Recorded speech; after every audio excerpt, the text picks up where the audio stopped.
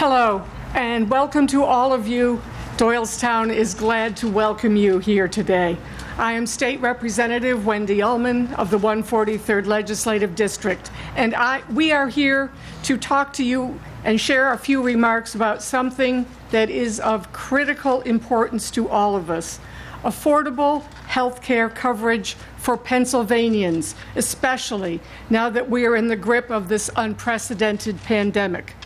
Just last week, my office helped a woman from Bedminster sign up for health insurance through Pennsylvania's state-based exchange program. She was so grateful to learn that she would be covered for pre-existing conditions. You see, she had been diagnosed with breast cancer 3 years before. She was very worried that her cancer might reoccur, and because it was a pre-existing condition, insurance might not cover the costly treatments. We can promise her that if that time comes and she does need further treatment, her insurance will cover it, at least as long as we are able to defend the Affordable Care Act. The ACA has revolutionized American healthcare in so many ways. One of these is offering coverage to many people who previously had not been able to get insurance because they had pre-existing conditions. This pandemic has made these protections more important than ever before. Pennsylvanians cannot afford to lose the ACA during the economic uncertainties of the pandemic economy. They need this safety net. And COVID-19 has also taught us that many people with pre-existing conditions are among those who are most vulnerable to complications, hospitalization, and fatal outcomes if they become infected with the virus. They are our parents, our grandparents, our children, our friends, ourselves. Access to ACA coverage is helping to save lives. The future of the ACA is currently under threat. The Supreme Court is scheduled to hear arguments in the administration-supported litigation challenging a key part of the ACA. In the midst of this uncertainty over whether the Supreme Court will remove a key component of the ACA, we are also faced with the grim certainty: if the current Washington administration continues for 4 more years, the entire protective structure of the Affordable Care Act will be dismantled. We cannot let this happen in Pennsylvania. The Democratic caucus members of the General Assembly are united in our determination to protect access to affordable health care within our borders, regardless of the outcome of the federal election and regardless of the eventual makeup of the Supreme Court. We are striving to pass legislation that will serve as a firewall to preserve critical components of the Affordable Care Act for the citizens of our Commonwealth. In the State House, we are supporting 3 bills to guarantee aspects of the ACA in case federal protections disappear. These are coverage of pre-existing conditions, of essential health care components, and preventing lifetime caps on life-sustaining coverage. These protections must be given the force of law to ensure they remain in place for the many generations to come. And now, it is my distinct honor to introduce Governor Tom Wolf. From the beginning of his administration, Governor Wolf has been a champion of innovative and expansive health care. And since the onslaught of COVID-19, he has steered our Commonwealth through the vast complexities of this pandemic, protecting public health, formulating wise policy, and adapting to ever-changing variables. Ladies and gentlemen, Governor Tom Wolf.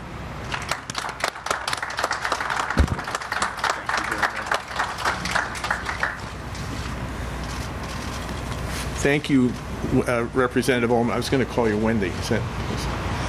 Very nice to be here, and thank you for that nice introduction. And Senator and Anna, thank you for being here too. The point, and I just want to really follow up on what Representative Ullman said.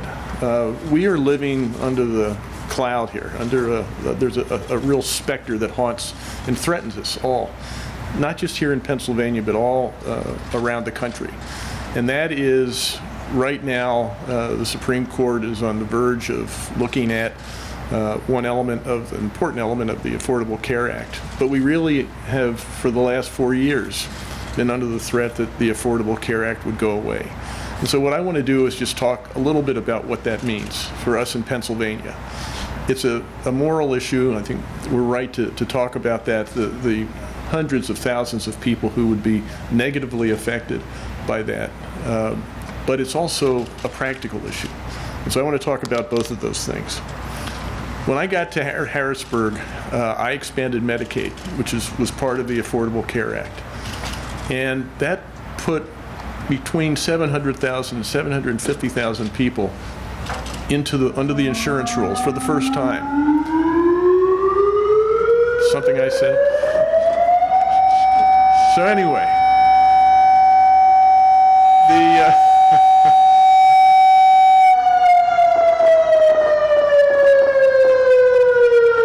720,000 people got health insurance who didn't have it before. We also ended up with people using the exchanges to get insurance who didn't have it before. This is really great. I really like it. So anyway, that took the uninsured rate in Pennsylvania to historic lows, less than 5%. And that had a huge impact, obviously, on the individuals and the families who now had health care and had access to health care who didn't have it before. But it did a lot of other things. It changed outcomes. The point is, we actually did have a national health insurance system before the Affordable Care Act. It was called the emergency room. It's the most expensive part of our health care system, and it's a part of our system that only attracts people who are in the most acute phases of a disease. And so we actually had worse outcomes in the United States than, most other developed countries in the world, because our healthcare system really wasn't able to do all the things a good healthcare system should do in providing access to healthcare to a lot of people. It was especially harmful to places where we really need to make sure we keep healthcare. Poor, sparsely populated rural areas. Healthcare systems there were struggling because they had so much uncompensated care, and because they were in sparsely settled areas, didn't have a lot of people even seeking their help. But when they did, they weren't paying. With the expanded Medicaid, we actually had healthcare systems that were being paid. It was the salvation, in many ways, of financially struggling healthcare systems in our rural areas. Gene DiGirolamo is here, who, when he was in the State House, was a champion of addressing the opioid epidemic in Pennsylvania. Expanded Medicaid, actually gave coverage to people who were suffering from substance use disorder. For the first time, those folks could actually go get treatment for substance use disorder and have their providers, the people treating them, actually be reimbursed. The cost was another thing. I was in business until about 5 years and 8 months ago. Who's counting? But 5 years and 8 months ago, I was in business. And every year when we would sit down and talk about the cost of our insurance program, which kept going up and up and up, and again, the United States' healthcare costs back in the pre-Affordable Care Act days, way above other developed nations, and was rising at a much faster than inflation rate. But each year when we looked at what we were going to be doing with our insurance program, we wondered amongst ourselves, how much of what we're paying in premiums was going to cross-subsidize those people who were not paying? And you're still using the healthcare system, going to the emergency room and getting healthcare for free. All of those underinsured folks who had $10,000, $5,000 deductibles and who couldn't pay that, those underinsured folks were also causing financial hardship for our healthcare systems. How much of that cost was being shoved onto the private insured, people like us who were actually paying our insurance bills? It was a lot, and it varied depending on what the healthcare system was doing in terms of uncompensated care in the areas that we served. But we figured it was anywhere from 5 to 18, 20%. And that's a lot of money. So the cost was high. As Wendy said, in the era of the COVID pandemic, I think we have a better understanding than ever what it means to have access to health care. And as all of you know, there are this term called long haulers, people who have suffered from the virus and who have seemingly recovered. Many of them actually have long-term health effects, affects their heart, their other organs. And for that, they're going to be needing health care for the rest of their lives. What happens if they depend on affordable health care, affordable insurance, and that's denied to them? Those long haulers are going to be really, really in trouble. So the point is that we all have to do what we can to make sure Washington does the right thing. We are doing the right thing. And I want to point out that right now the Democratic Party is in the minority in both the Senate and the House. I'm a Democrat, but that's the backstop. And it would be really nice to be able to say to ordinary Pennsylvanians, we're going to have your back when it comes to health care. But what we really need is for Washington right now, that's the focus of activity. We need Washington to do the right thing. First, in terms of the decision they have to make, whether they're going to confirm or not a Supreme Court justice, and whether that Supreme Court justice is going to be someone who is going to support the Affordable Care Act or not. I think this is an existential decision that our folks in Washington are making, and we need to make sure that they make the right decision. I've called on Senator Toomey. I know Senator Casey is going to do the right thing, but I'm calling on Senator Toomey to do the right thing. Actually, I'm calling on Senator Toomey to do what he said he was going to do and what he did back when President Obama made a Supreme Court nomination. Just follow through on the things that you said back then. Let the people of the United States decide in this election, which is not months away as it was back then, but weeks away. And let the people of the United States decide what we want, and then follow through on that after the election. I think that's what we need to have happen, because we cannot afford, as Pennsylvanians, as Americans, to move away from affordable health care. Should the ACA be improved? Absolutely. I don't think there's anybody who doesn't think we could do a better job and move forward. But what we can't do is go back to what we had before, which was basically the emergency room. So I urge everybody here in Doylestown, in Bucks County, in Pennsylvania, in the United States, and all of us working together to make sure we do everything we can to assure that the Affordable Care Act, if anything, gets stronger, that we don't dismantle it and go back to the way we were. And now it's my great pleasure to introduce another great ally of mine in Harrisburg, and thank you very much, Bucks County, for sending him to Harrisburg, and Wendy as well. But let me turn it over to Senator Steve Santarsiero. Steve.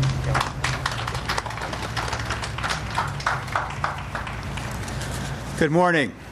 And thank you, Governor Wolf, for your really amazing leadership over these last 8 months during this pandemic, and that of Secretary Levine. None of us should make any mistake. Your leadership has saved lives, and we have been happy to stand with you in furthering that goal and keeping our communities safe. We're here today to talk about health care, but in a broader sense, we're really here to talk about our system of government. Because as the governor just said, a remade United States Supreme Court has within its power the ability to put these issues back on the states, assuming, of course, that the states are willing to act. Yes, we're talking about health care, but make no mistake, this also includes upholding the right of people to marry who they love. It includes the right of women to reproductive freedom. It includes our voting rights and so many other issues that we, in this era now, take for granted because of the actions of a Supreme Court.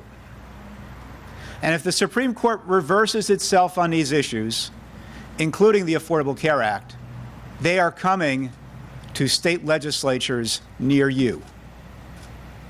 So understand what is in front of us and what the stakes are. Now, as my colleague in the State House, Representative Ullman, was talking about before, we have legislation in both chambers that seek to ensure the protections of the Affordable Care Act should the worst case scenario happen and should the United States Supreme Court decide that all or parts of the act are unconstitutional. Senate Bill 50 and Senate Bill 51 are my legislation. They go to the pre-existing condition issue, as well as protecting essential procedures and health benefits, similar to what the House legislation has.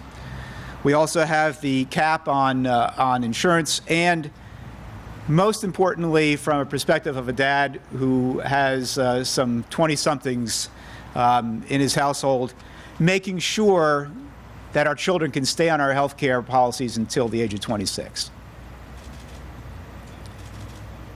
Now, 10 years ago when the ACA was passed, there was a lot of misinformation that was put out about death panels and a whole bunch of other things, all in an effort to derail expanding coverage across the United States. But what we have seen in those ensuing 10 years is that expansion is allowing people to be able to get health care at a reasonable cost. A big part of that happened here in Pennsylvania when Governor Wolf took office and reversed the position of his predecessor by making sure that we would expand Medicaid under the ACA here in Pennsylvania. That immediately insured about 750,000 Pennsylvanians. And that doesn't count all the other Pennsylvanians who have gotten health care insurance through the exchanges under the ACA. Do we want to go backward? Do we really want to go back and throw all those folks off of health care and put them back into the emergency room as their primary care physician? It is not only inherently unfair, and I would argue a violation of their fundamental rights for health care, but it's just dumb from a policy standpoint because the cost that it then puts on the system is hard to bear. So we don't know what will happen. We hope that Senator Toomey will not be hypocritical and will follow what he and his fellow Republicans did 4 years ago when they prevented Judge Garland from having even a hearing, let alone a vote. But if that doesn't happen, and a new justice is put on the Supreme Court who is potentially antagonistic to the ACA, we had better be ready here in Pennsylvania to make sure that we provide these protections. We had better be ready to make sure we have members in the state Senate and the state House who will work as partners with Governor Wolf to make sure that happens, to make sure that Pennsylvanians do not get thrown off their health care, to make sure that people can have healthy lives, a fundamental right that every Pennsylvanian should be able to enjoy. We have a lot on our plates, and we have a lot of decisions that face all of us, not just elected officials and legislators and governors, but ordinary citizens. Whether we're going to make the choices that are going to help us move forward, not do away with the ACA, but expand it to include the public option that arguably should have been in it in the first place. Those are the decisions that are in front of us. We are at a critical point now on this and all those other issues. And so I again thank the governor for his leadership. I thank my colleague, Representative Ullman, for her leadership on these issues in the State House. And I want to introduce now someone whom I've known for a long time and who is going to speak from personal experience and from the heart about the importance of the protections of the Affordable Care Act and what it means to real people. She is a rising star here in Bucks County. She is recently elected to the Middletown Board of Supervisors, but she has served for some time now as the executive assistant to the chair of the county commissioners, Diane Marseglia, who just joined us. Diane. And she has been a tireless advocate for people with pre-existing conditions to make sure they have the health coverage they need to have healthy lives and to live. So with that, I'm happy to introduce my friend, Anna Payne. Anna?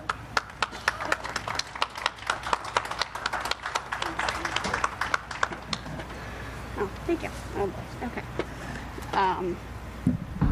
There we go.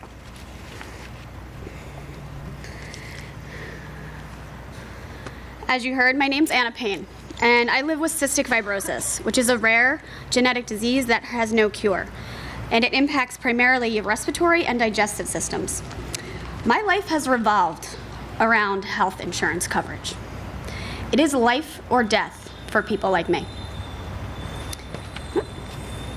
My prescriptions alone cost $50,000 a month. A month. And that's just to maintain my health. That does not include doctor's visits, hospital stays, or any other tests or procedures that I may need. Prior to the ACA, I was kicked off my mother's insurance because I capped out. I was too expensive. I literally can't breathe or eat without medication. My life stopped. You can't function without being able to eat and breathe. It was a scary time, not knowing where or how I would get insurance coverage to survive. I was without coverage for about 3 months. In those 3 months, I had to ration medication. I had to make it last until I could hopefully qualify for Medicaid. Since the ACA passed, my life has become less stressful. I no longer worry that I can cap out or lose coverage. I've thrived. I'm healthier, and I'm outliving my life expectancy. This legislation gave people like me the flexibility to go back to school or change careers without concern that we wouldn't be able to obtain coverage. This was huge. Not only would we not have to worry about being dropped, we could go to the marketplace and get insurance. I have lost countless nights of sleep when the repeal conversation started in 2017. And this pending lawsuit is having the same effect. While in the midst of a pandemic, the idea that coverage could be taken away from so many people makes me sick. If the Supreme Court strikes down the law, will we go back to a time where insurance companies just viewed me as a liability on their spreadsheet?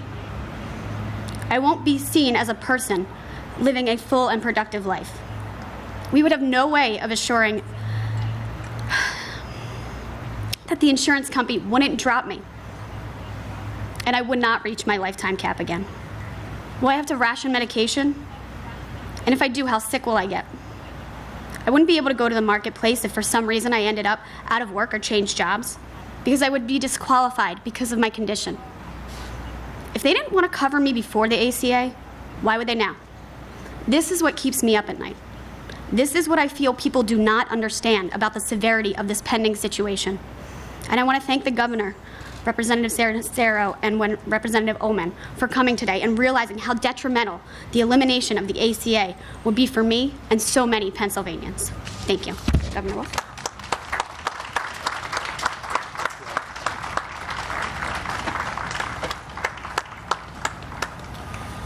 Thank you very much, Anna. I mean, I think that's a very eloquent defense of the Affordable Care Act. There's very practical and personal reasons to want to keep that in place. Okay, any of us would be happy to take questions now. Any questions? Yes. Not related to health care, but given the election is coming up, I did want to ask, is there, about a year ago, there was a story from the Associated Press, several companies that make voting machines were still using Windows XP. Over the last few days, the source code for Windows XP leaked online. There have been concerns of security threats to a lot of different applications. I was wondering if the Department of State was looking into that. Yeah, I don't know for a fact, so I will have someone get back to you on that. We as you know, this last year, the General Assembly and the Commonwealth made $90 million available to all 67 counties to make sure that we had voting machines with paper trails that actually were designed to make sure that we did the best we possibly could to make voting safe. So I don't know about this specific issue, but I will find out. And Sarah, will you make sure you get an answer there? Okay. Any other questions? Yeah. With regard to voting, staying on that topic, obviously a lot of controversy around mail-in ballots. Would you like to speak to the security and legitimacy of mail-in ballots in Pennsylvania? Yeah, first of all, that's the way I'm voting. Apparently, that's the way the president is voting, along with his wife, too. So I'm not sure where this has come from. We have been voting by mail absentee ballots since, I think, the Civil War in Pennsylvania. So it's been 160 years we've been voting by mail, and this has not been a problem before. The June primary, we got what you're talking about is the expansion of the vote by mail. The absentee ballots, now you can get them without needing an excuse. You had to have an excuse before. That was the change. The other change is what I just pointed out, that the Commonwealth has invested $90 million in new machines, so that if you still want to vote the way you voted before, you can do that. The only difference is you're voting now on newer machines with a paper trail. Oh, and the other thing is that you have, you can register 2 weeks closer to the election time than you could before. Other than that, everything's exactly the same. All we've done with changing voting is adding options. If you want to vote by mail, you can do that.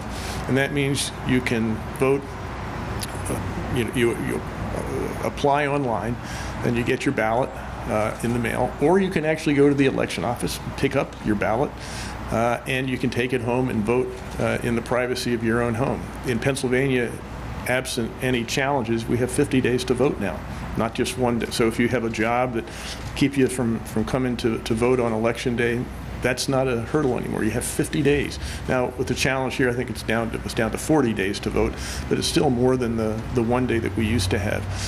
Again, you can drop it in the mail. If your area has drop boxes, you can drop it in a drop box, or you can take it back to the voting office and give them your ballot, or you can take it to the polls on election day. So I'm not sure where the concern has come from. We've been doing this for well over a century, and what the Act 77 did, which was a bipartisan act, actually had more Republican votes than Democratic votes, but it expanded access to the polls. It took everything we were doing before and just added options. So you can do exactly what you did before, and if you want to do that, or you can do things differently if you want to do that. I think everything is in really good shape. And I think what we saw in the June 2nd primary is that people got their votes counted, and more people voted in that primary than any other presidential primary. You have to go back to, I think, 2012, when you had a sort of an apples-to-apples comparison. You had 2 presidential primaries that were really not being contested by the time it got to Pennsylvania. And if you compare 2012 with 2020, we actually had more people vote in the 2020 presidential primary. Thank you. Anything else? Okay, thank you, everybody, and thank you again for being here. Representative Ullman, Anna, Steve, thank you.